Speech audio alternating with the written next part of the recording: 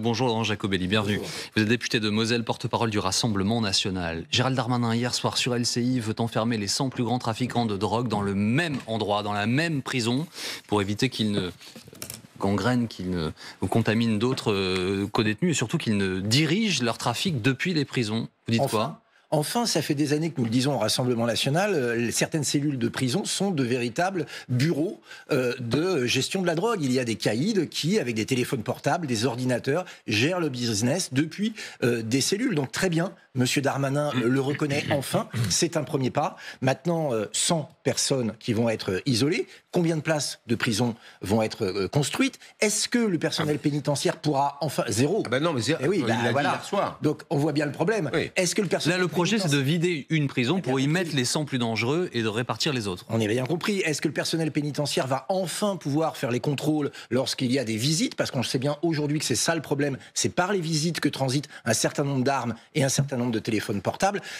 Ça ressemble quand même si ça va dans le bon sens, à une opération de communication. Vous savez, on a habitué avec M. Darmanin, rappelez-vous, PlaceNet XXL, quand il était ministre de l'Intérieur pour arrêter le trafic de drogue. Depuis qu'il a mené cette opération, le nombre de crimes liés au narcotrafic et tentatives d'assassinat ont augmenté de 60%. Mais n'empêche, ce tandem, Bruno Retailleau à l'intérieur, Gérald Darmanin à la justice, est-ce que, à vos yeux, c'est pas tout de même la fin on se souvient de bagarres homériques entre la place Beauvau et la place Vendôme? Est-ce que c'est pas une bonne nouvelle à vos yeux? Si vous me demandez si je suis heureux que M. Dupond-Moretti fasse maintenant une carrière d'acteur et qu'il ne soit plus ministre, la réponse est oui, 40 fois oui. Mais je vous pose la question sur ce tandem-là, ce nouveau tandem. Est-ce que ce tandem va être capable de passer de la parole aux actes? C'est ça que nous attendrons. Le discours peut être séduisant, nous l'entendons. Certains points sont des points que nous avions évoqués dans le passé. On ne va pas dire parce que c'est M. Darmanin ou M. Retailleau que nous ne sommes plus d'accord, mais on attend des projets de loi, on attend des actes. Aujourd'hui, par exemple, lorsqu'il nous dit qu'il faut que les narcotrafiquants soient isolés et ne fassent plus leur business, il a raison. Est-ce que les apprentis djihadistes, eux, doivent être aussi isolés pour ne plus avoir de contact avec l'extérieur, notamment les réseaux sociaux? Pascal. Tout ça, ce sont des questions importantes, des questions de fond. On ne s'en tirera pas par de la com. Il y a aussi du détail. Et quand on rentre dans le dossier, on s'aperçoit que c'est pas aussi simple. C'est pas qu'une question d'argent. On découvre, par exemple, que les réseaux qui appartiennent à des délinquants emprisonnés exercent une pression sur les familles. Oui. Les familles des surveillants. Tout à fait.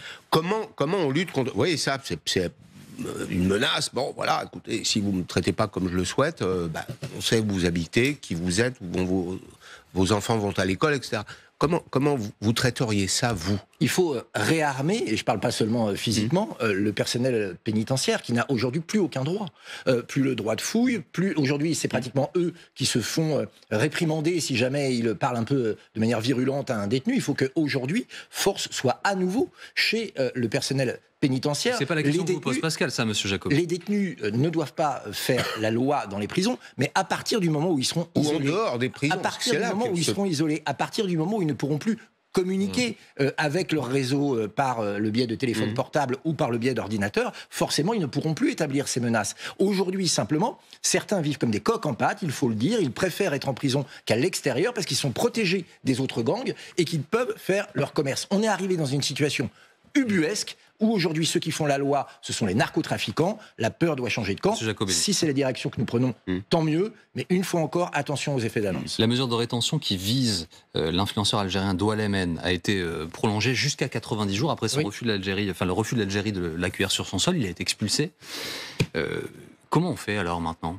Maintenant, on retrouve du courage. On arrête avec la repentance. On arrête avec l'excuse. L'Algérie nous défie, nous allons répondre. Le gouvernement algérien n'est pas tout puissant par rapport à la France. C'est fini l'époque où Emmanuel Macron mettait un genou à terre et parlait de crimes contre l'humanité. C'est fini Gérald Darmanin qui va déposer une gerbe de fleurs au pied d'un monument pour les terroristes du FLN. Il faut aujourd'hui reprendre notre destin en main et dire à l'Algérie, vous nous défiez, nous allons répondre. Les flux financiers vont s'arrêter.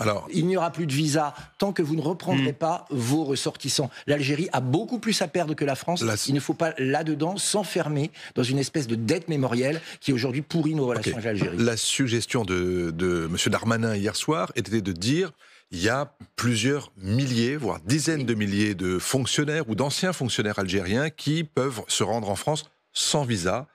essayons de revenir sur cette mesure-là. Est-ce que ça vous paraît aller dans le bon sens? Et si jamais ça devait entraîner en représailles le fait qu'un certain nombre de Français, notamment des pieds noirs, qui veulent pouvoir revenir chez eux, aller sur la tombe de leurs ancêtres, étaient à ce moment-là en difficulté, est-ce que ce genre de guerre des visas, en quelque sorte, ne conduit pas à un climat insupportable? Qui a le plus à perdre? L'Algérie ou la France? Évidemment pas la France. La France qui subit ces visas, puisque effectivement un certain nombre d'Algériens, pas tous évidemment, se comportent mal sur notre sol et ne repartent jamais. Le taux d'OQTF vers l'Algérie est un des plus bas par rapport à la moyenne nationale. Et puis il faut revenir sur les accords de 1960. Donc vous êtes d'accord sur les... Il faut arrêter avec ça.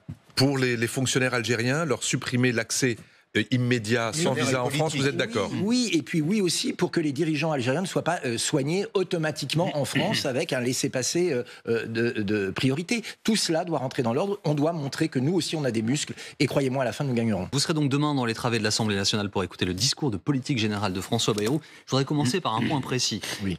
Est-ce que vous attendez dans sa bouche le mot suspension de la réforme des retraites? On sait qu'il y a une bataille politique autour de l'utilisation de ce mot. Alors nous, on attend l'abrogation de la réforme des retraites. Vous le savez, nous, on est pour une retraite à 60 ans, 40 annuités pour ceux qui ont commencé à travailler jeunes, et puis après, jusqu'à 62 ans, 42 annuités. Mais très honnêtement, je pense que demain, ça va être un grand numéro d'équilibristes. Le Premier ministre va essayer de plaire à la fois au Parti socialiste et au Vert, et à la fois au LR. C'est-à-dire qu'on aura une espèce de... Et à la fois au RN aussi. Et on aura une espèce de en même temps un peu flou. Franchement, on n'est pas naïf et on n'en entend pas grand-chose. Vous savez, j'oublie pas l'ensemble des déclarations de M. Bayrou sur les retraites qui étaient finalement macronistes avant même Emmanuel Macron. Il n'y a pas une attente particulière de votre côté sur... Parce que l'abrogation, le mot ne le prononcera pas demain. Bah, on verra bien le mot qu'il prononce. Moi, je pense qu'il est entré dans une logique, en fait, où il veut effectivement garder ses alliés LR et où il veut travailler avec le PS. Mais moi, ce qui me fait peur, c'est que le PS, les Verts et les communistes, ça veut dire quoi? Ça veut dire plus de taxes, ça veut dire plus d'impôts, plus de normes.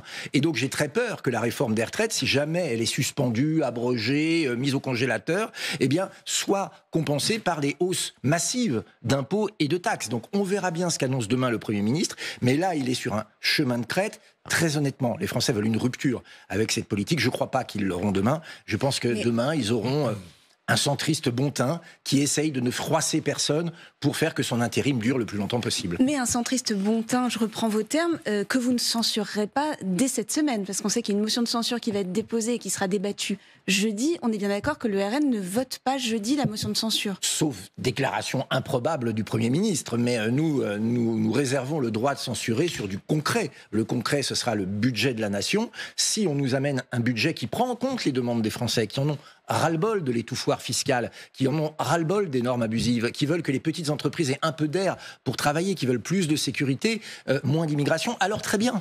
Mais si en revanche il y a un budget Barnier 2 avec un peu de cosmétique, eh ben, les mêmes causes ayant les mêmes effets, nous utiliserons la censure. Mais en même temps, s'il y a des changements sur la réforme des retraites, ce sera plus compliqué pour vous de voter la censure. Vos électeurs, ils n'en voulaient pas de la réforme des retraites. Je vous le confirme. Une fois encore, moi je vous le dis, je ne suis pas dans la tête de M. Bayrou. Je verrai bien ce qu'il nous propose. J'ai du mal à croire qu'il revienne en profondeur sur cette réforme des retraites qui est fondamentalement ce qu'il estime bon, alors que les Français, pour les 3/4 d'entre eux, n'en veulent pas. Dans vos propositions, là, vous dites 42 ans. Ça fait moins de 170 trimestres. Ça passe pas. Bah, ça passe pas parce qu'on non, mais ça passe pas parce qu'on finance plus. Hein. Ah, mais alors il faut expliquer aux Français, vous aurez de petites retraites. Non, mais vous savez ce qu'il faut expliquer aux Français, c'est pourquoi le comité d'orientation des retraites est déjà en train de nous expliquer que même la réforme Macron ne suffirait pas à remplir les caisses. Pourquoi? Parce qu'on ne règle pas les problèmes de fond. C'est une politique à la petite semaine. Monsieur Jacobelli. Deux problèmes de fond: productivité de nos entreprises, natalité. Il faut travailler sur ces deux points-là pour sauver notre système des retraites. Monsieur Jacobelli. Tous les ans, on nous demandera de travailler un an de plus. Vous m'avez un peu perdu, pour tout vous dire, parce que... essayez de vous rattraper, alors. Non, mais vous dites pique-pendre, a priori, de ce gouvernement, et vous dites en même temps, je vais attendre de voir ce qu'ils proposent. Mais vous nous dites, je sais ce qu'ils vont faire. C'est la même chose qu'avant, et vous nous dites en même temps, mais en même temps, c'est terrible, c'est la continuation du macronisme. Donc je dis, vous m'avez perdu, parce que je ne comprends pas quelle est la logique politique à ne pas censurer tout de suite une équipe que, de toute façon, vous condamnez. Non, on ne condamne pas, on se méfie. C'est-à-dire qu'on les a déjà vus à l'œuvre, les LR, les PS, les centristes. Justement. C'est eux qui nous ont amenés dans le mur. Maintenant, nous, on veut garder de la stabilité dans ce pays. On ne veut pas agiter le cocotier pour agiter le cocotier. Si jamais on a un budget qui ne nous paraît pas horrible, qui nous paraît à peu près acceptable, on sait très bien que ce ne sera pas un budget RN, alors nous ne voterons pas la censure. Nous essayons d'être raisonnables. C'est-à-dire que pas horrible, pardon de vous interrompre, monsieur Jacobelli, mais c'est-à-dire que pas horrible, pour vous citer, c'est ce que vous proposez à vos électeurs. Non. C'est-à-dire que pas bon, ça passe. Non, c'est pas c'est-à-dire que mauvais, ça passe. Je voulais dire vous, que nous allons essayer d'éviter un budget qui serait néfaste à la nation, évidemment. Et nous allons tout faire, ne serait-ce que par des amendements, par des propositions, pour que ce budget soit acceptable pour les Français, et pendant cet intérim, que cet intérim soit le moins douloureux possible, voire même le meilleur Sur possible. le plan fiscal, nous ne sommes ni naïfs, ni couards. Voilà, nous prendrons nos Jacobelli, sur le plan fiscal, ils vont proposer la même chose que vous.